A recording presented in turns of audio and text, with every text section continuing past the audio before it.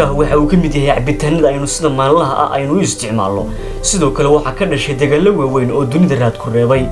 shaah waxa uu leeyahay taariikh qadiima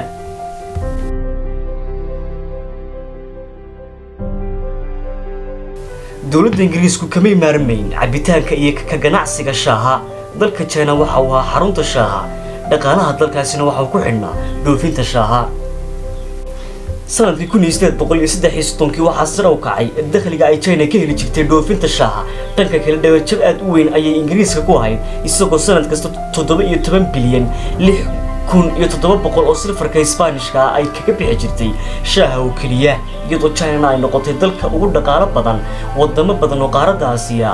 waana sababta kaliftay dagaal ay u dhamaayeen France Ingiriiska iyo Mareykanku isagoo badbaadsanaya Ingiriisku lacagta tirada badan ee shaaha kaga baxaysay waxa uu keenay qorshe ah maandooriyaha opium inuu baro shacabka reer China si uu dakhli badan uga helo Ingiriisku waxa uu beeray opium magaalo kasta qof kasta oo ku nool waxa uu mid isticmaalaya muddo yar gudaheedna waxa dhacay isbedel aad u ballaaran Ingiriiskuna waxa uu gacanta ku dhigay malaayiin silfarka Isbaanishka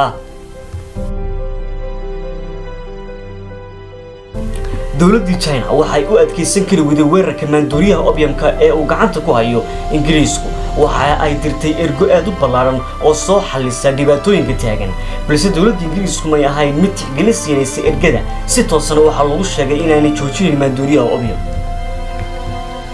dagaalkii koowaad ee la magac baxay Opium War waxa uu bilowday 1839 ilaa 1842 dagaalkaas oo khasaare la xal u geystay China waxa uu ahaa dagaal culus oo ay ku jabeen dhamaadkii 1842 China iyo Ingiriisku waxay kala saxeexdeen heshiis dhigay inuu opiumku sidiisii hore u socdo shaahna loo sameeyo cashuur dhaaf muddo kadib China waxa ay u adkeysan kari weyday heshiiska waxay abaabulatay ciidan xoogan mar kale ay fooda istareen Ingiriiska waxay ahayd 1856 ilaa 1860 Ingiriisku markan aad ayay uga xoog roonaadeen waxayna u geysteen jab aad u xun Ingiriisku waxa uu xulafay si ahaan ugu soo kaxaystay Faransiiska iyo Mareykanka bishii June 1859 ayaa China lagu qaaday dagaal awood leh China aakhirkii waa ku jabay balse ma istaagin opium halkeedina ay ka sii socotay saadula socoto barnaamijyada dambe subscribe gare